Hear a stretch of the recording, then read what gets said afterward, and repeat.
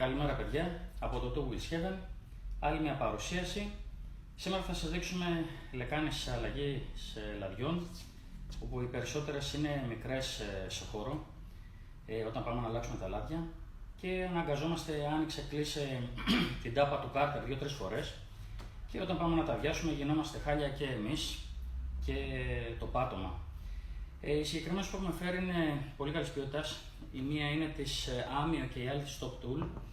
Έχουν ακροφύσιο έκχυσης, έτσι ώστε όταν πάμε να τα αδειάσουμε να μπορούν να πέσουν κανονικά από το ακροφύσιο και να μην τα κάνουμε όλα χάλια και τέτοια. Έτσι.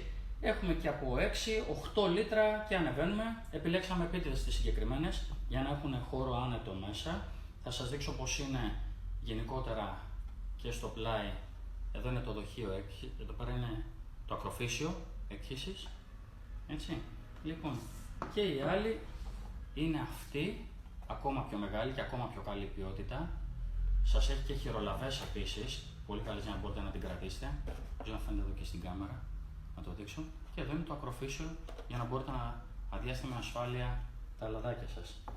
Έτοιμο παράδοτο στο κατάστημά μας, το wheelsheaven.gr, στην Ηλιούπολη, Ανδρέα Παπανδρέου 2. Θα χαρούμε να περάσετε να σας εξυπηρετήσουμε.